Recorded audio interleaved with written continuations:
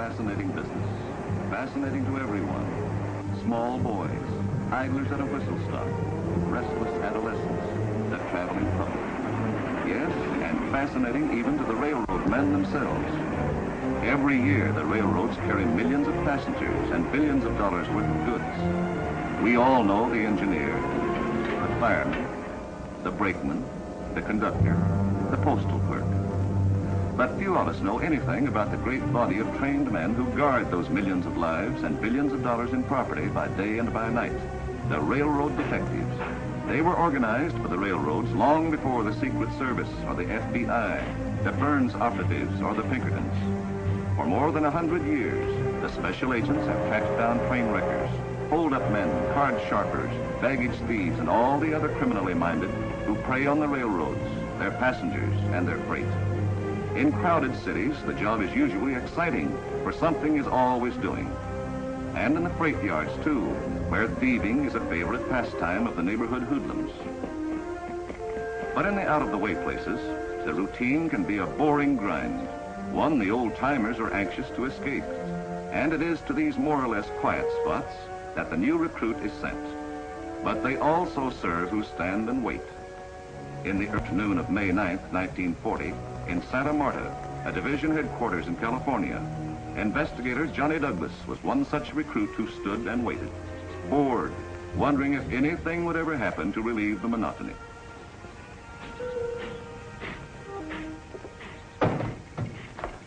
Hey, Johnny. Tired. Doing what? Nothing, that's why I'm tired. Well, if it isn't smiling Johnny Douglas, people's protector. Shh. Listen, What is it? thought I heard something. You got that way after a while. I used to think I heard things too. I was positive I heard the violent thrashing of bees' wings, or maybe a wood tick ticking. You're dandy. I'm bored. Want a dictator report? What would I report? Nothing ever happens in Santa Marta. Except you. You know, you're the nicest thing that's happened to me since I was sentenced to this Devil's Island. You and Jake and Pop Peters and Mabel Rumper and her 2 kids. You know, come to think of it, quite a few nice things have happened to me since I've been here. Well, you could be in worse places. At least the scenery is wonderful. I love it. Want a cup of coffee? Again? Gotta do something to stay awake. Oh, wait till I give this to my boyfriend. I forgot it on purpose, as When are you usual. gonna stop pampering that youngster and start spoiling me? Haven't been seeing him off since I was 3. Guess I should have been an engineer.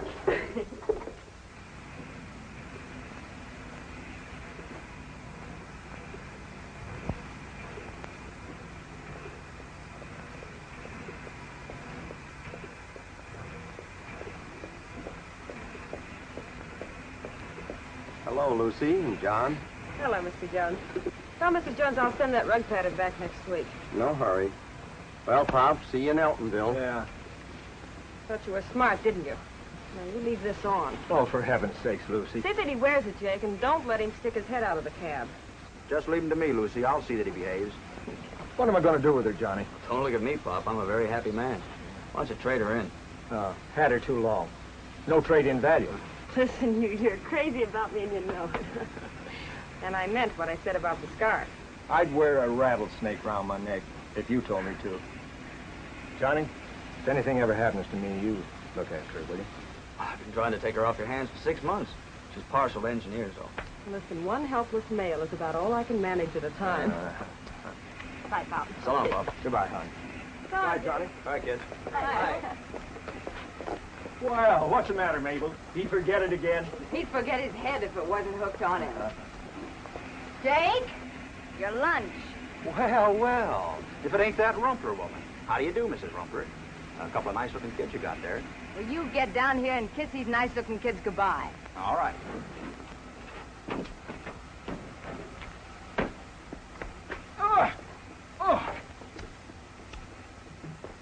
I'll claim that one, all right. But you? Why, you look like a ringer. You ain't no Rumper. With coal dust on his face, he couldn't be nothing else. Go on, kiss him. After all the years you ate coal dust, another mouthful won't hurt you any. Hard. Now, you stick to soft coal, son, and you can fire a boiler twice as fast. Goodbye, Pet. Bye. You be good boys. Bye. Bye. Bye, honey.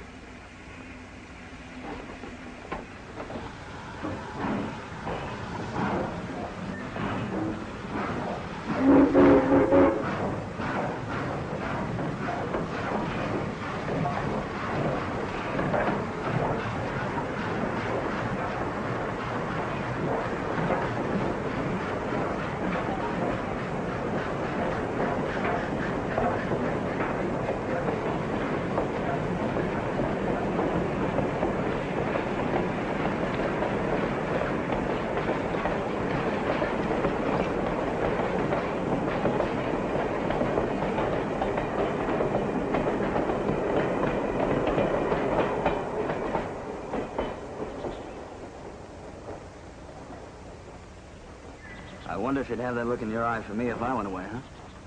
Try it and see. On that morning in early May, old number 6, a combination freight and local passenger, fought the Twin Peaks grade as she had been doing for years. There was no sense of danger, no premonition of disaster. To Engineer Peters and Fireman Rumpler, it was just another routine trip. As it was to mail clerk Simmons, who was calmly at work sorting the mail. The presence of 2 large registered mail bags, containing among other things a $100,000 payroll, didn't bother him in the least. In the day coach, the passengers idled the time away in reading or talking, or, in the case of the young couple who looked like they were on their way to get married, holding hands. Magazines, oranges, nice fresh oranges, apples. We better get something to gnaw on, folks. Yeah, we're coming to a tunnel.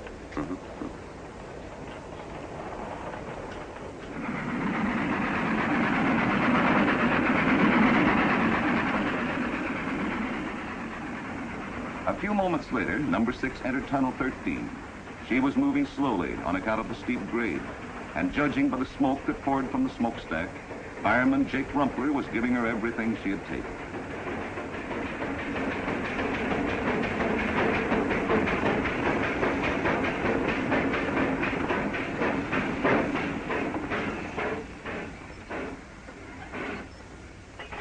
The train came to a stop with the passenger coach still inside the tunnel.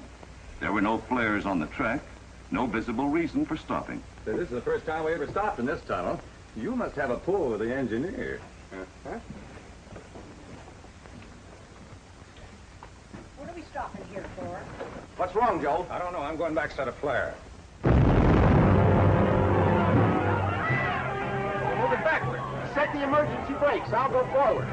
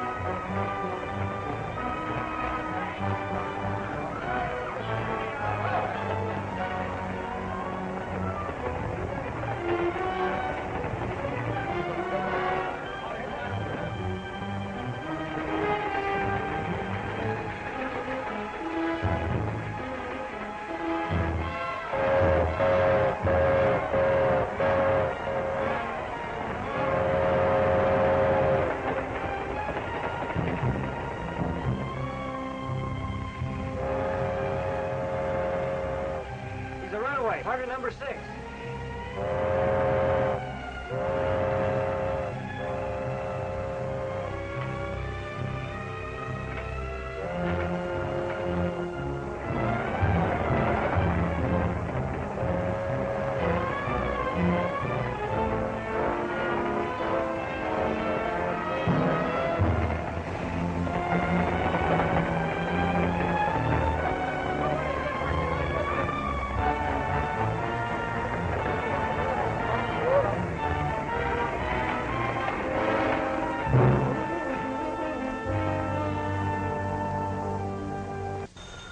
At 2:45 that afternoon, Bill Olmsted, Division Superintendent, received the brakies call in his office at Santa Marta. Hold the line. Miss Peters, Lucille. Tunnel 13. Where's Johnny Douglas? He's outside. Send him in here right away. Johnny? The engine and mail car. Here's Johnny Douglas now. There's been an accident in number 6 at Tunnel 13. Get the details. Douglas speaking. Yeah, go ahead, Ludlow. Give it to me. Yeah. Simmons, the mail clerk. Yeah. Jones, too, huh? Yeah, we'll get there as soon as we can. Olmsted will order a wrecking crew down from Meltonville. Back number 18 up on a siding so we can get through. Yeah. Okay. Ludlow was reporting from the junction. Cars broke loose from number 6. He went back to the tunnel where the explosion occurred and found the mail car blown open and robbed. 2 mail sacks with $100,000 are missing. What is it, Johnny? It's your dad. He's dead. Yeah. He and Rumpler both, along with Simmons and Jones. Oh, I'm sorry, honey.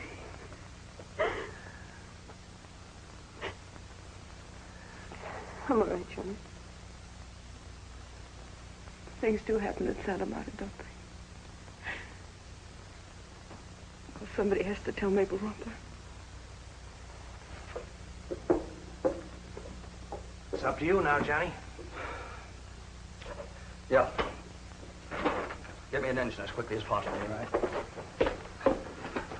Get me Chief Special Agent Wilcox. Wilcox is ready for just such an emergency. While still listening to details of the robbery and killing, he starts alerting all agencies at his disposal. All special agents and investigators are notified within a radius of 100 miles of Santa Marta. The Post Office Department, the Railway Express Company are notified too, and the FBI.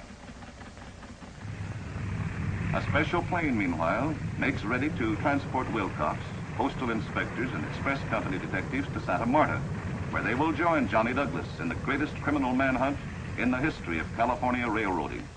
Okay. Train's all ready, John. We're not back by the time Wilcox and his men get here. Have them sent up.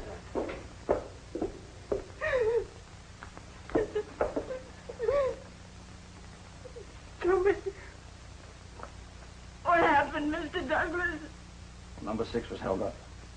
Your husband, Pop Peters, Simmons, and Jones were all killed. That's all we know right now, Miss Rumpler. I'm going out there. I'll talk to you when I get back. I'm going with you. You can't help Jake out there. I'm sorry, Mabel. I want to be with him. Johnny's right, Mabel. We'll get the children to go over tonight.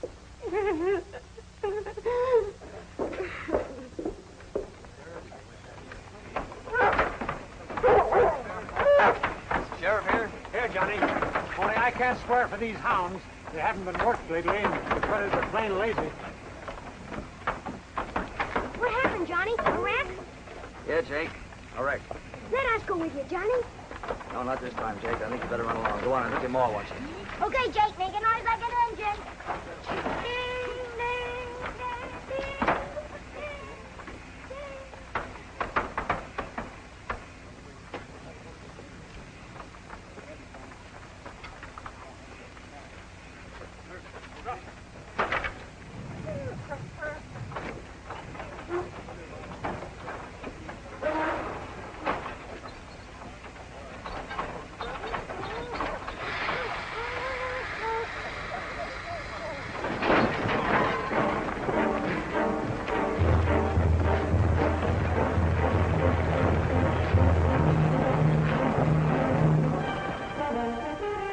You better stay here with the coroner, Doc, and look after the body.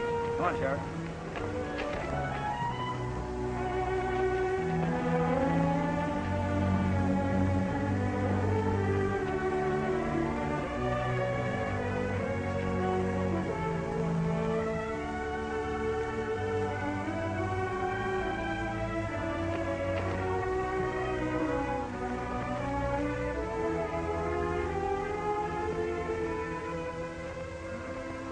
You better not.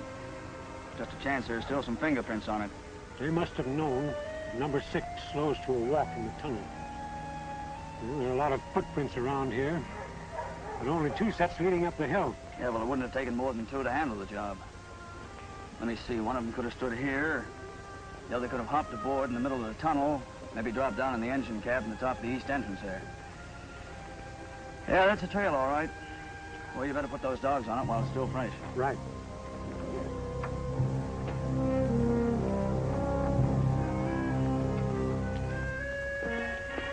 Run them down to Santa Marta and wait for Wilcox and the gang. We'll see you back there later. Gotcha, Johnny.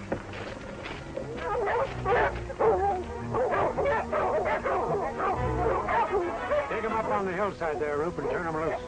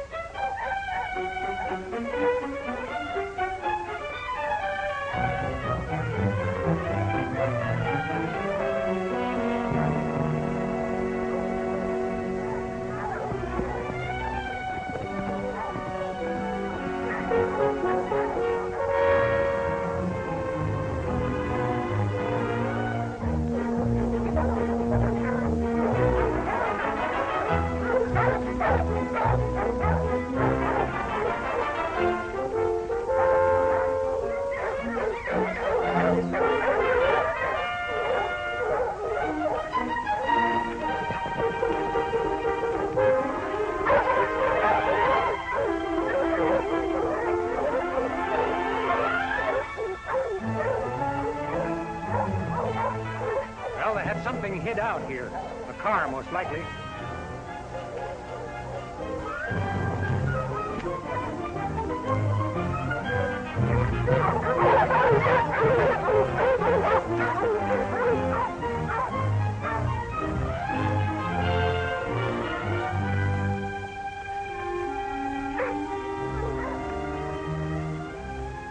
There was a car, all right. Those tracks are fresh. Right, Johnny. It's a logging camp around here once. Maybe that's all they knew about the road. Well, those dogs won't do much good. You better put them on the leash. Right. Okay, Pete. You take the dogs and follow us. We may need them again later. Okay, be within 2 shakes.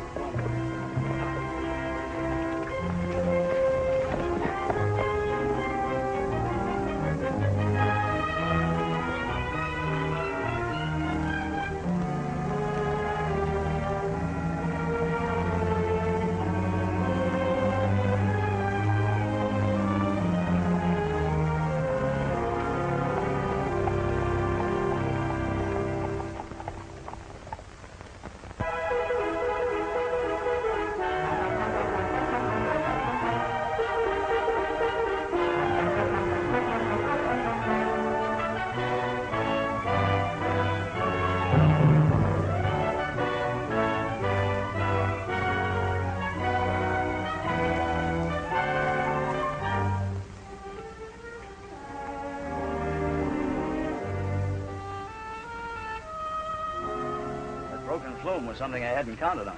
I bet somebody did some fancy cussing around here. Well, they took everything with them, so they must be pretty heavily loaded. No registration certificate. Probably a stolen car anyway. Better take the engine number, though. We'll wire it on to Sacramento. Sure. Write this down, Max. 823597. Find anything? War and Peace, Tolstoy. Now, what do you make of that? Well, not exactly the kind of literature you'd expect ordinary trained bandits to read, huh? Hardly. Well, obviously, we're not dealing with ordinary men. This is a very well thought out robbery. Lindhaven Bookshop. Might prove interesting. We have a mighty fine fingerprint man down at the county seat there. Well, bring him around in the morning. Better bring a photographer, too. I want this truck shot from every angle. Sure thing. Well, here are the dogs. Might as well see what they pick up. Okay, men. We'll take it on foot from here. You stay here and watch these horses, just in case those fellas decide to double back. We don't want to be caught on the wrong end of a trick or something.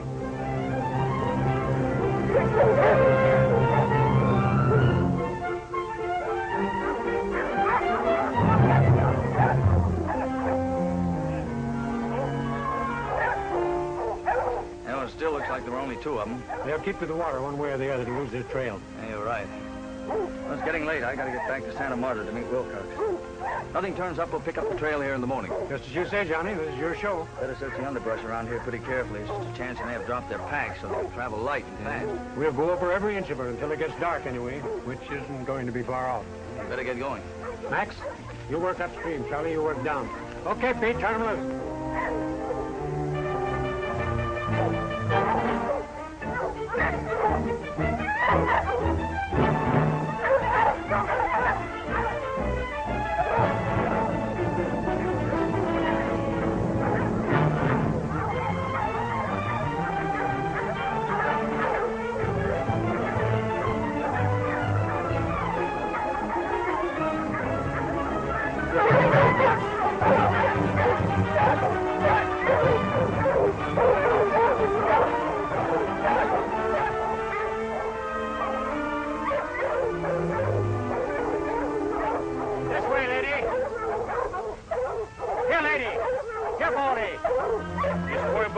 Tracking humans. When you use it for hunting bobcats and such, they forget what they're after.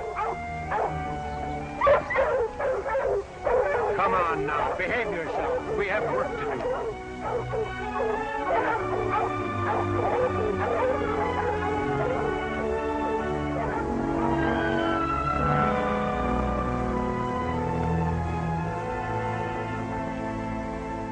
So far, except for the engine number of the car, which I've had teletyped on to Sacramento. Sacramento won't be of much help. Experienced crooks can change engine numbers as easily as phone numbers these days. The tarp must have been used to keep the dynamite dry. Well, the whole setup was planned and executed carefully. They knew the country well. They also knew there'd be a $100,000 payroll in those registered sacks. How? It's the first time that payroll had ever gone as registered mail. This is how, Chief. Look. Clem Bartlett, custodian of the Astor Mining Company payroll for more than 20 years, makes his last trip. Next month, the job will be taken over by Uncle Sam when the payroll goes by registered mail. All laid out like a blueprint, isn't it? Sure is. They knew that exactly 1 month from that date, April 9th, there'd be another payroll shipment. And as for which train it went on, I don't know whether you folks knew Dan Simmons, the mail clerk who was killed today, but I did. That's him standing there in the door next to old man Bartlett. That made it a cinch to check the train. What paper was this? Bronson Herald. Library stamps on it. Well, that's a lead, Johnny. This is Sheriff Babcock, men. Sheriff, this is Chief Special Agent Wilcox. Howdy, Sheriff. Postal Inspector Slade. Railway Detective Benton. Well, Sheriff? No luck, Johnny. We followed the stream both ways until it got so dark we couldn't go any further. They hadn't come out of the stream yet. Well, pick up where you left off tomorrow morning. Sure will, but I'm afraid the trail will be cold by then. I'm glad to have met you, men. So long, Sheriff. Thus the manhunt began, and while the men who were to do the hunting sat glumly staring at the meager evidence, the hunted sought refuge in a deserted mine shaft some 12 miles distant. Johnny Douglas was right. The men who committed the crime had planned carefully, and the hideout in the mine shaft had been prepared especially for just such an emergency. These were the Devereaux brothers, Edmund and Paul.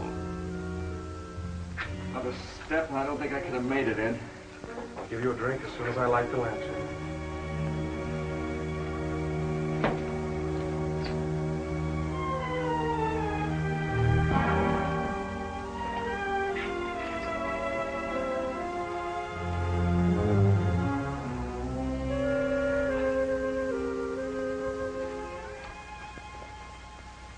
Now lie still, and I'll bind your ankle.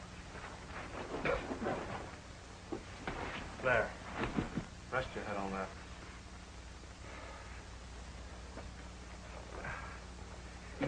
Easy, Ed. It hurts like the very devil. Ha! I better tell you when. Ready? Pull!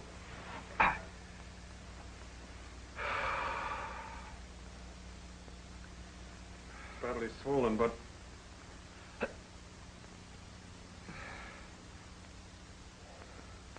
I don't think it's broken. Just a bad sprain. I'll take it up.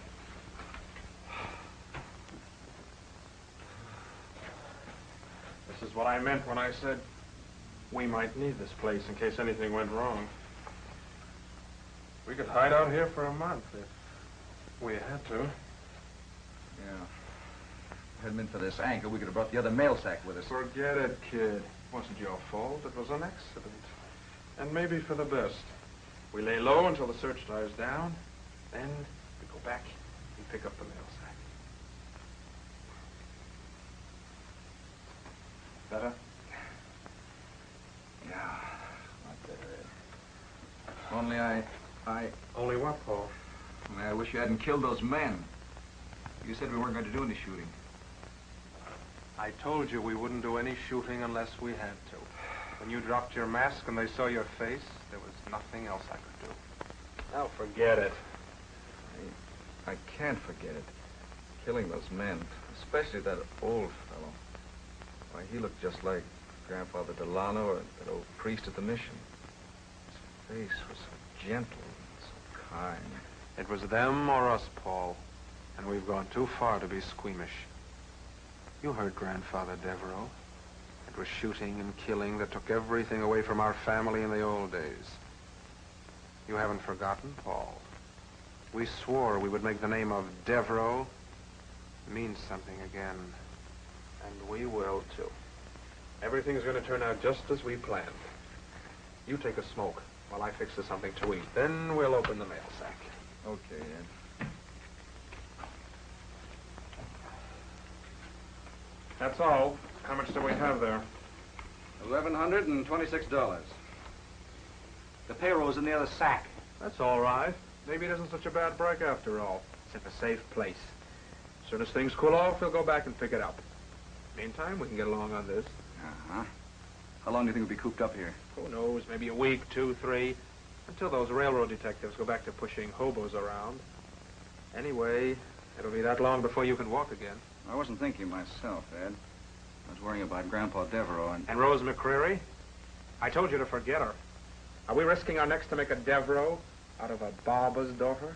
Are we? I don't know, Ed. I don't know what to think. But you can't make me believe that all this shooting and killing and stealing will ever get us anywhere. You're in for a lot of false leads, Johnny. You know the tricks people's imaginations play on them. The minute they read or hear of this crime, they'll remember 1,000 suspicious actions by 1,000 different people. You'll get an awful lot of tips. The worst of it is you'll have to run most of them down in the hopes that one of them will be worth something. You wanted a job, Johnny. Well, you've got it. Well, I don't mind. I've got 4 good reasons for wanting to capture these men. Lucy, of course. Yeah, Mabel Rumpler and their 2 kids. Yeah. I'll keep in touch, Bill. If anything happens, just pass it on to me. Okay, Johnny. Well, goodbye. So long, Johnny. Bye. Anything I can do before I go? No, all the arrangements have been made. Funeral services will be held for all 4 at noon. I'm sorry I can't be there, honey. You understand? Of course. It's going to be kind of lonesome, though, without you and Dad. Well, I'll be back as soon as I can. Why don't you ask Olmsted for a few days off? No, I'd rather work. I'll feel much better in thinking that I have a little part in running down those men. Maybe it's better that way.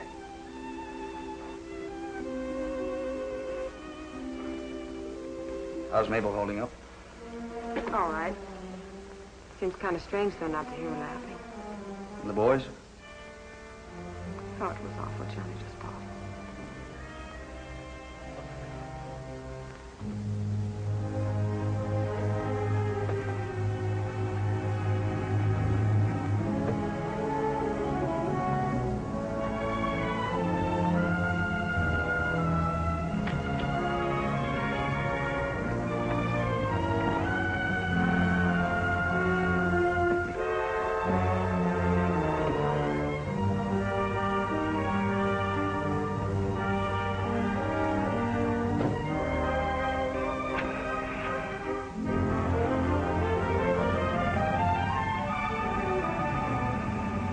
Three and a half hours later, Special Agent Douglas arrives on the campus of the University of California to enlist the aid of Dr. Jerome Bowen, Associate Professor of Legal Chemistry and one of the foremost criminologists in the country.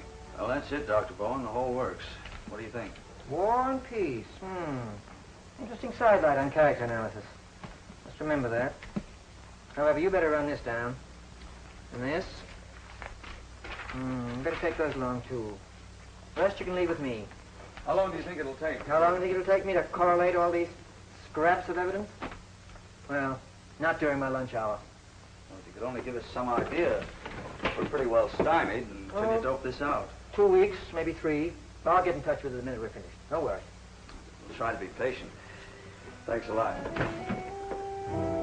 Wilcox proved that he knew what he was talking about. Superintendent Olmsted received hundreds of calls from all parts of the state. He sifted the calls and relayed on to Johnny the ones which he thought were worth checking. A woman who ran a grocery store in Brookville recalled selling a slab of bacon to 2 men who were dressed like lumberjacks. A hardware store proprietor in Sunrock remembered selling 2 boxes of .30-30 rifle shells to 2 men dressed as lumberjacks, but his description didn't tally with the woman's. The first bit of tangible evidence came from the bookstore in Lindhaven, where the proprietor remembered selling the book some 2 months previous to one of 2 men who came into his store. I remember, because we rarely sell a book of this type. It isn't exactly what you call popular reading. Can you remember what they looked like? Yeah, they were dark-featured. I remember wondering at the time if they were brothers. About their size? One was tall, well-built, over 6 feet. The other was slightly shorter. How were they dressed? In rough clothes, with wool shirts, and their trousers tucked into high-lace boots. Oh, they had cleats on the boots, too, like the lumberjacks wear. Look what they did to my floor. Can you remember anything else about them? Any physical deformity or peculiarity that might make them noticeable? No, I'm afraid I can't. Did you see what kind of a car they were driving? I'm sorry I didn't. They went out and I paid no more attention. You've given us the first bit of real evidence we've had so far. Not much, a little. Much obliged to you. Oh, don't mention it. Only too glad to help. Oh, I might add that the men whom I sold the book to didn't strike me as the type who'd hold up trains or commit murders. There's no specific type of criminal. The one person in the world you'd least suspect could turn out to be a murderer. Well, thanks again.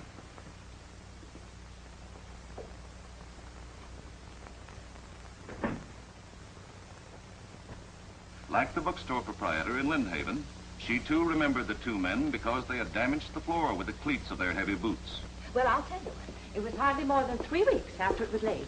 I was never so disgusted with anything or anybody in all my born days. There. Just look at that. Isn't that an outrage, Mr. Douglas? To think anyone would have so little consideration for public property. Tess, my assistant, saw them get out. There were 2 of them, you know. And she came to tell me. But by the time she found me, I was in sociology doing research for the Cullen twins. But naturally, Tess had no way of knowing that. They were on their way out the door. Oh, if only I could have gotten my hands on them. Those 2 men were murderers, Miss Tannehill. Murderers? Yes, they tore that page from your files and used the knowledge they found in it to hold up a train. Oh, I think I came that near being murdered. What'd they look like? Well, they wore flannel shirts and jeans and denim jackets, too. They looked like loggers or cowhands. Loggers, most likely, on account of the cleats in their shoes. Still, on the other hand, they wore cowboy hats. Oh, my. To think I came that near death. Oh, my. My. I have a notion to resign. If it wasn't for my sister and my invalid mother, I do declare I think that I would... Thanks a lot. Yes. Then that night, when Douglas contacted Santa Marta, he learned from Olmsted that a gas station attendant in Los Portos remembered the car and the 2 men in it. Yes, sir. I put gas in that old jalopy, let me see, Wednesday. No, Tuesday, a week ago. There were 2 men in that car. Looked enough alike to be brothers. Thanks a lot. After 2 weeks of exhaustive search, Johnny returned to compare notes with Dr. Bowen. From the overalls, I learned a good deal. For instance, here. Look at that. Wood fibers, both hardwood and bark. The owner of those overalls worked in a logging camp. Here's another. Now, black hair. Now, note the size of this garment. From this and other factors, I'd say your suspect is about 6'2", weighs around 195 pounds, deeply tanned, has black hair, and looks something like this.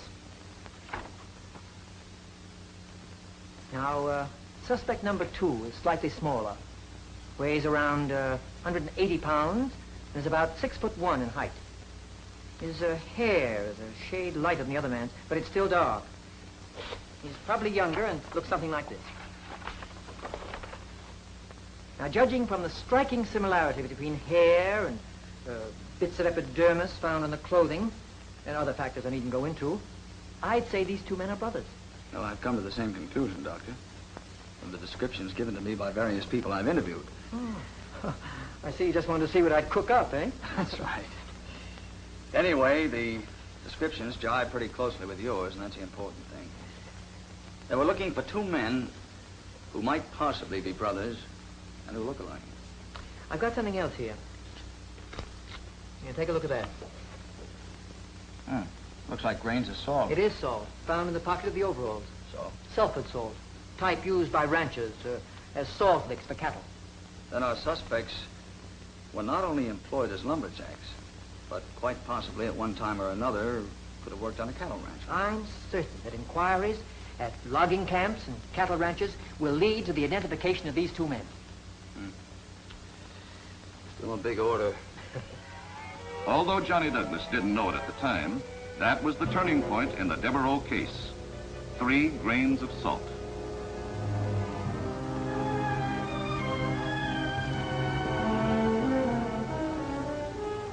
All right.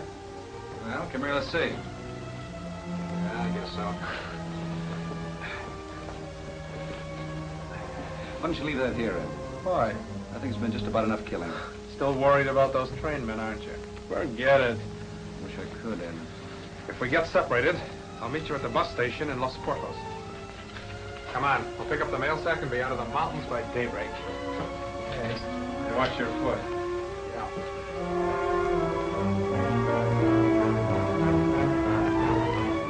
This is about it. The tree must be over there. Let's go.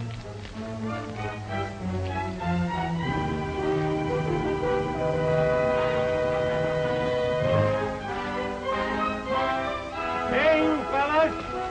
Wait. No, don't.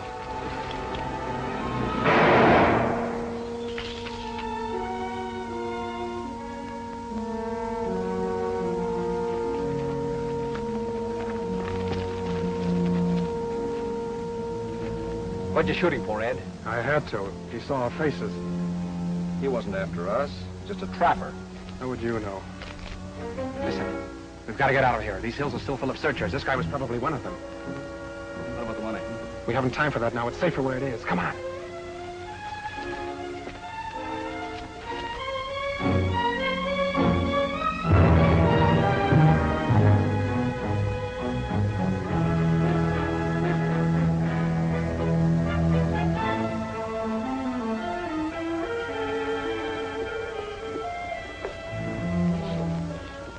Tickets to Elks Flat.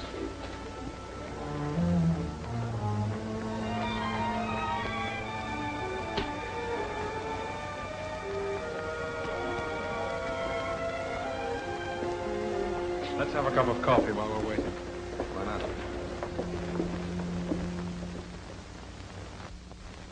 The Devereaux brothers did not go through to Elks Flats. That night around 10 o'clock, they dropped off the bus at high water, about 60 miles south of Santa Marta. There they left the highway and cut across open fields to the old Devereaux Ranch, a once proud domain in the heart of the cattle country. Hey, Ed. Look, someone's at the house. Let's go. In the bright moonlight, the old ranch house with its sagging fences and overrun yards looked like a once beautiful woman, grown old and slatternly.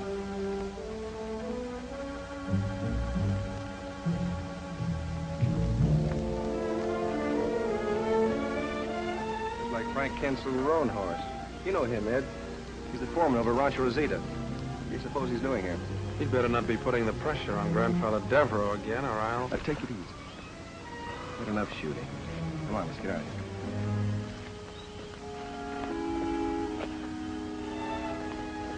here. You can threaten me all you like, but you can't frighten me. Devereaux cattle have been watering Meads Creek for 100 years, and it'll continue to do so. But you don't seem to understand, Mr. Devereaux. That land doesn't belong to you any longer. You have no right to run your cattle there. It will be mine again once the old tax monies are paid up. You'll go back and tell those upstarts at Rosita they'll be crawling on their hands and knees before I get through with them. They'll be begging me for water when that land is mine again. Now go on, you get out of here. Go on!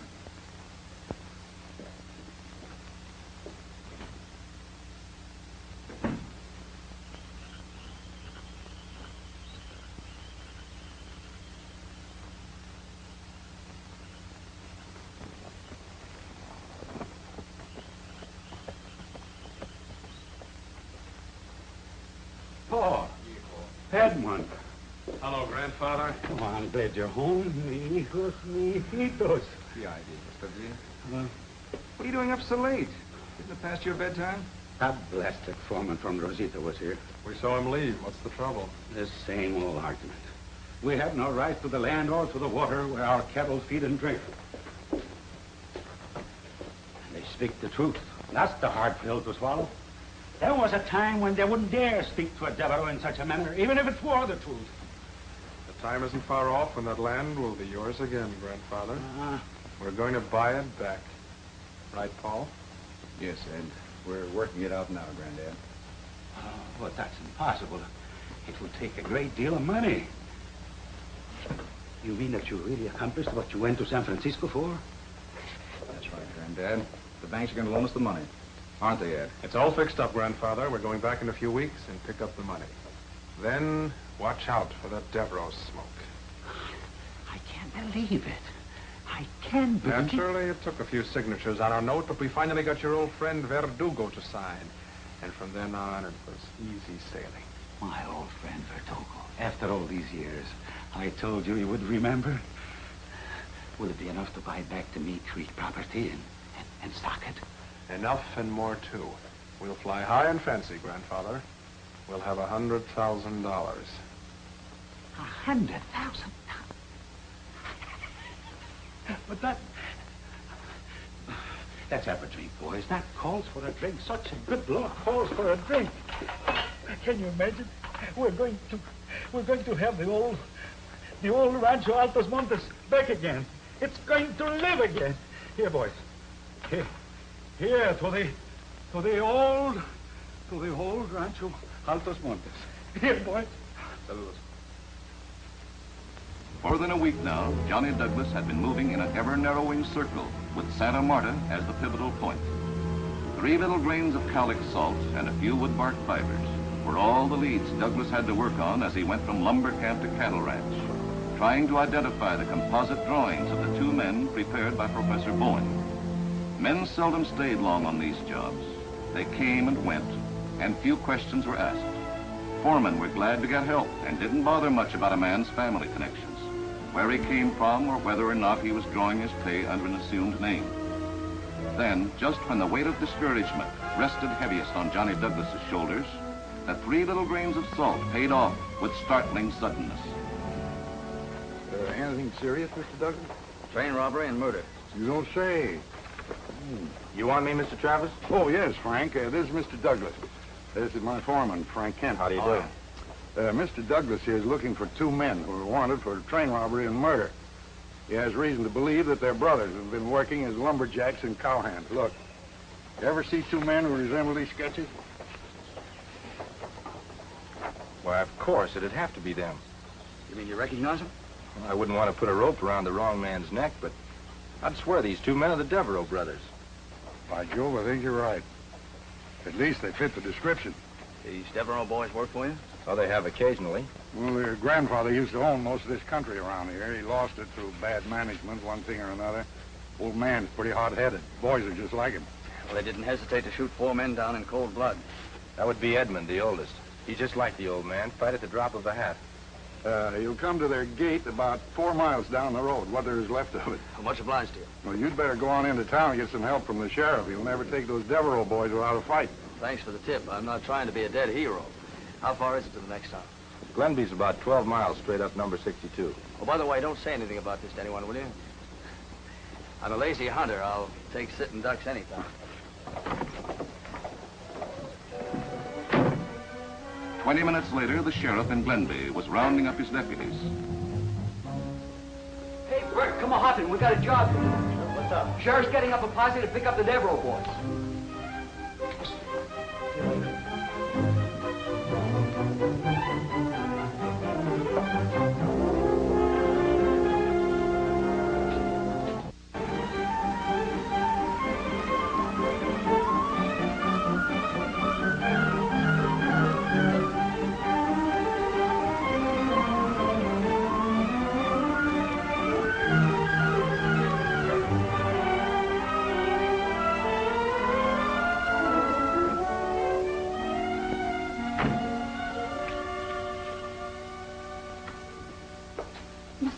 Hello, Rose. You're just in time to give me a hand. You see, this is a map of the original grant received by my family from the King of Spain. Mr. Devereaux, where's Paul and Ed? They must be somewhere around. Why? What's the matter? Something wrong? Well, that's what I came to find out. Call them, please, and hurry. You frighten me. What's the matter? Paul! Ed!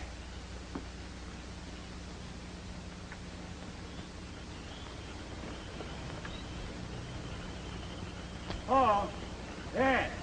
Yes, what is it? Rose McCrary's here. She wants to see you, both of you. She acts like it was important. I told you to keep her away from here. Listen, Ed, we played everything your way so far. When it comes to Rose, I do as I please. Come along, Mr. Mm-hmm.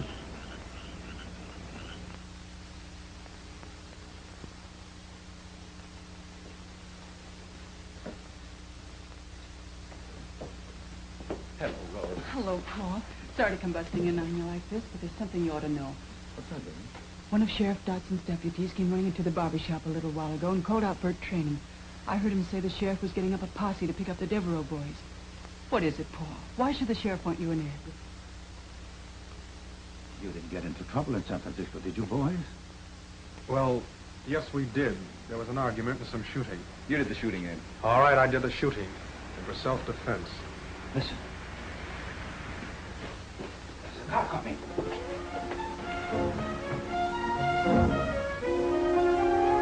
They're after us, Paul. We've got to run for it.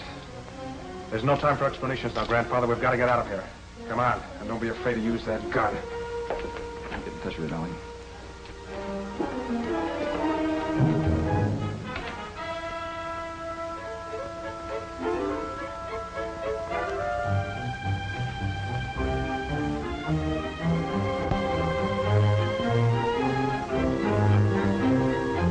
We better separate. I'll meet you in the mine shaft a week from today. Let him have.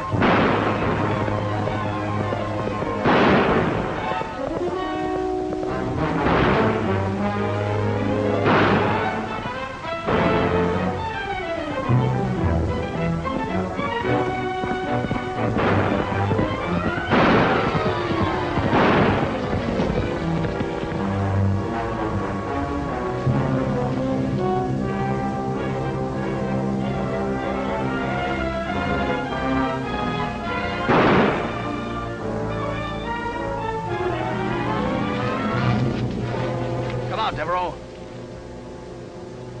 Okay, Schwartzman. My fault. All my fault. They're not to blame. I filled their heads with the crazy ideas about making the name of Devereaux mean something again. If it hadn't been for me, they would never have done such a terrible deed. I still can't believe they would do it. The fact that they ran away is pretty conclusive evidence of their guilt. Have you a recent photograph of your grandsons? No, sir. I have a snapshot they sent me from a logging camp last winter. That'll do fine, thanks. Any luck? No, I'm sorry, Mr. Douglas, but we'll have to have horses to follow him. I'll drive you back, Sheriff. Have your men contact all farmhouses and ranches. Keep a close watch on all trucks, buses, and horses. Right, Douglas. Mr. Devereaux. Yes? That girl that just left, is she a relative of yours? You mean Rose? No, sir, no. She's the daughter of Sam McCrary, the barber in Granby. She's Paul's girl. Oh, I see. Well, I'm sorry about all this for your sake. It's not a very pleasant experience for either of us. Good night. Good night.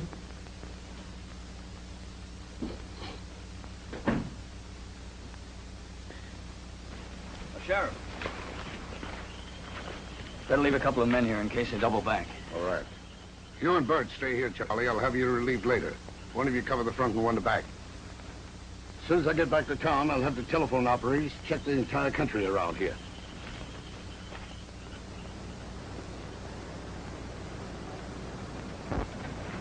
Hey, give me a ride into town, will you, mister? I just been held up and my car's stolen.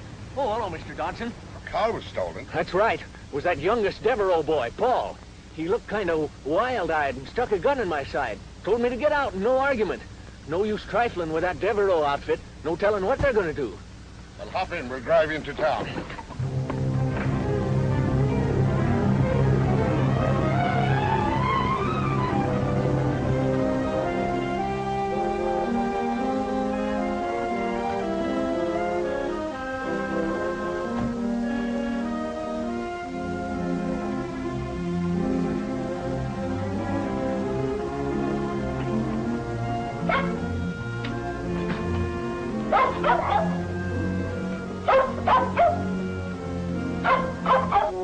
For goodness sake, Trooper, what is it?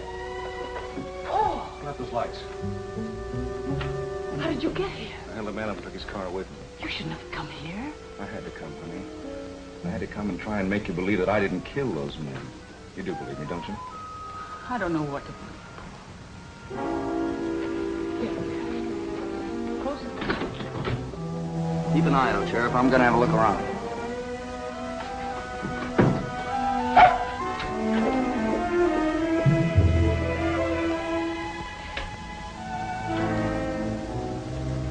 I'm sorry to trouble you, Miss McCreary, but there are a couple of questions I didn't get a chance to ask you out of Devereaux's. May I come in? Why, of course. Just what was it you wanted to know, Mr. Douglas? Well, considering you're Paul Devereaux's girl, it seems entirely likely that he'll try to see you. And if he does, try to convince him to give himself up. Because if he doesn't, we're going to have to shoot it out with him, and in the end, he'll be dead. Anything else? Well, there's just a chance. Cute dog you have there, trying to get in that door. Oh, he wants his ball, that's all. Here, Trooper. Go get it. If you don't mind, Mr. Douglas, I have to prepare dinner for my father. Certainly not. I just wanted to say that there's quite a reward out for the Devereaux boys. It might go a long way in fixing up a broken heart. Good night, Mr. Douglas. All right.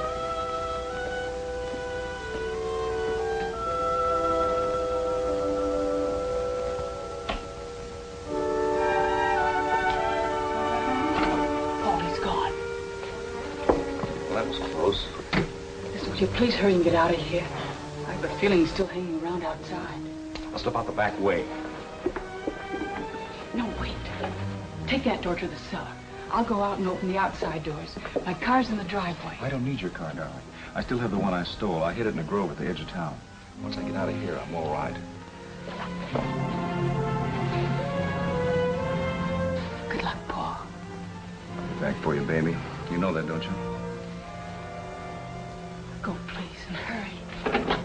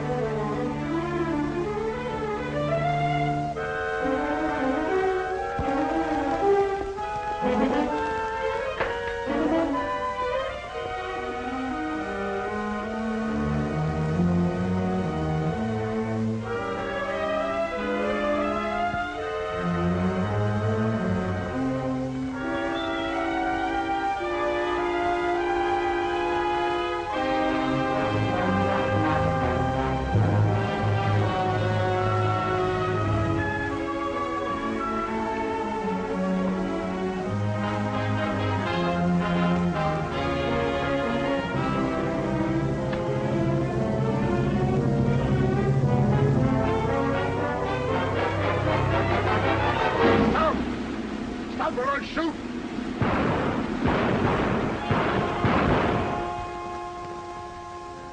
The next 10 hours, Rose McCreary was torn with doubt and uncertainty, plagued by 1,000 fears. Was Paul alive? Was he lying by the roadside somewhere, nursing his wounds? Or was he dead?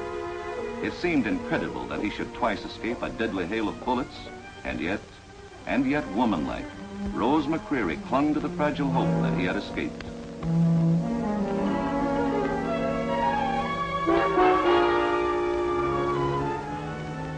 Now the chase began in earnest. For the first time, Douglas and the police knew for certain who they were looking for. Wanted for train holdup and murder, Edmund and Paul Devereaux, brothers. Description as follows. Edmund Devereaux, 6 foot 2 inches, black hair. Hello, Salt Lake City. Sacramento calling. Be on the lookout for 2 men wanted for murder and train holdup. Description as follows. Attention, listeners. The 2 men who shot it out with railroad special agents and sheriff's deputies yesterday afternoon near Glenby were still at large today, with every police agency in the state alerted and on the lookout for them. Anyone seeing these men should report it promptly. For train holdup and murder, the Devereaux.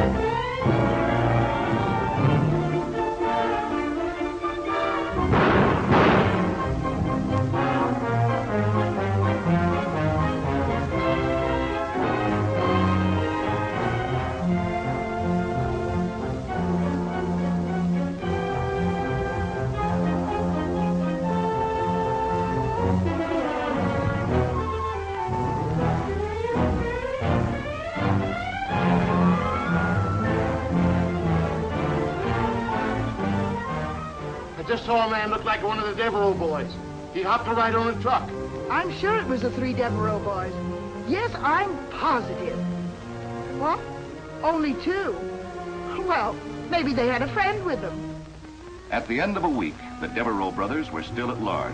Their trail had been lost completely. The tempo of the chase died down until finally it went off the front pages of newspapers altogether. It began to be referred to as that Devereaux case, as though already it had been assigned to the files of unsolved crimes.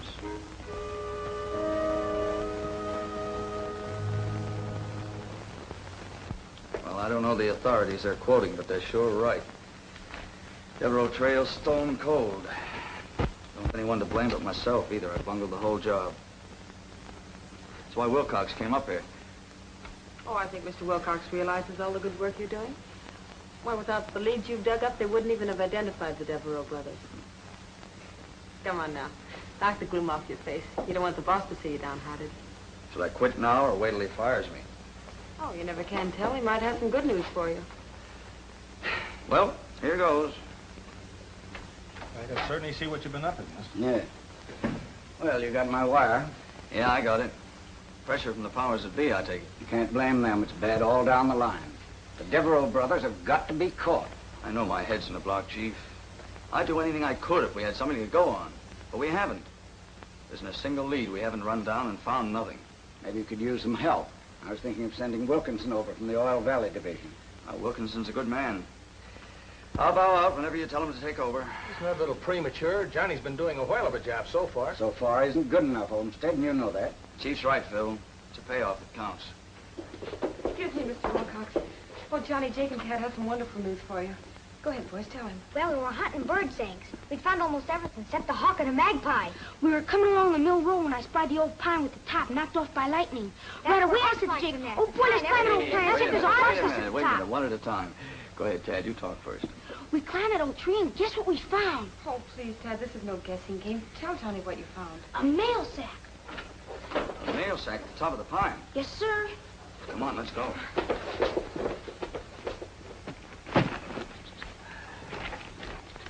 Judging by the weight, the money's still in it. We'll find out when we get back to the office. Put on your horse, Sheriff. No, wait, Chief. The Devereaux boys will come back for this sack the minute they run out of money. I don't think we should disappoint them. You've got something there.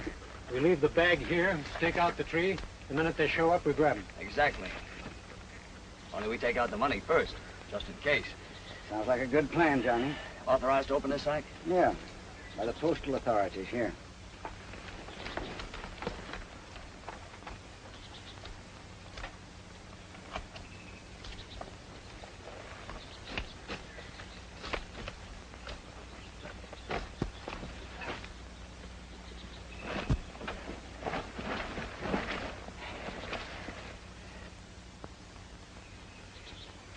Well, kids, looks like you earned yourself a fair day's pay, particularly if our plan goes through. Come on, Sheriff, let's put this in the saddlebag. Carrying out Johnny Douglas's orders, they transferred the money to the sheriff's saddlebags, then filled the mail sack with paper and rocks, and put it back in its hiding place. Thus, the trap was baited, and the waiting began all over again. What is it, Pete? Call just came in from the switchback down to Tunnel 13. Breaky just kicked a tramp off the rods, and after he did, he remembered he looked like one of the Devereaux boys, the younger one. How long ago was that? Oh, not more than an hour or so. Sheriff, spot your men around here, and don't make a move unless I do.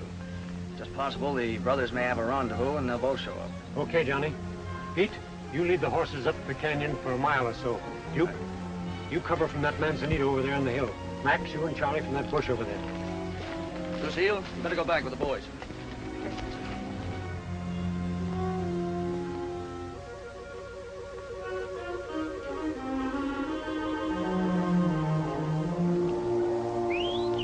Somebody's coming.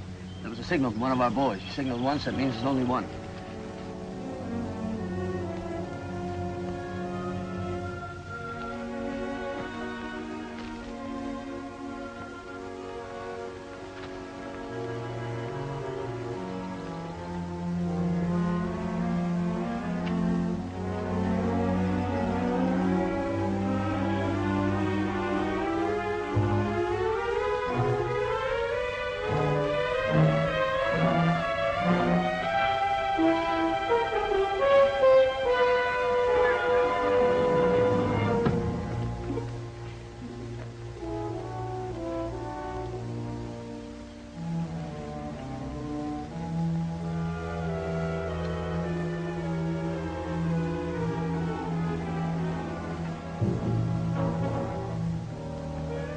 Still a chance he's going to meet his brother. Let's follow him.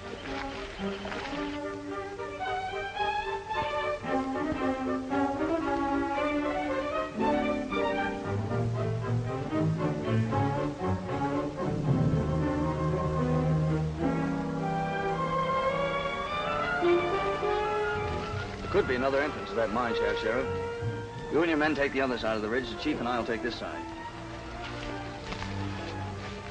I like this spot for us up there, Johnny. Come on.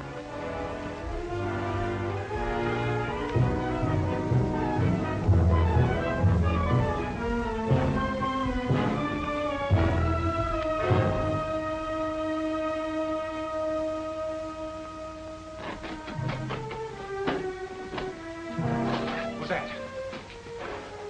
It's me, Paul. You all right, kid? Yeah. You fooled me. I was afraid you wouldn't make it, and you got here ahead of schedule. That was a tough week, Paul. Those cops never let up for a minute. Yeah, I know.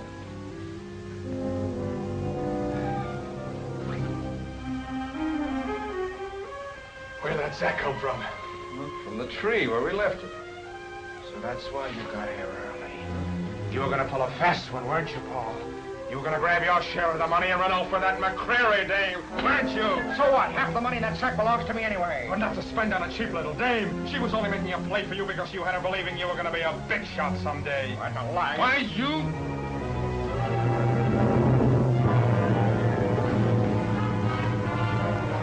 Passes like that and I'll really have to get tough, Paul. You don't want to forget. I killed 4 guys for this money. Not you. Remember that. So you heard your story all fixed, didn't you? Well, you're not gonna get away with it. Brother or no brother, I'll bash your brains. You know, you don't tell me what you did with that money.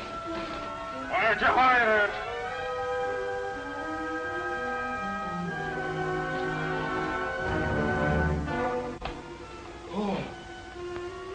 Paul, answer me, you fool. What did you do with the money? Answer me. I want that money. All right, Devereaux, put up your hands.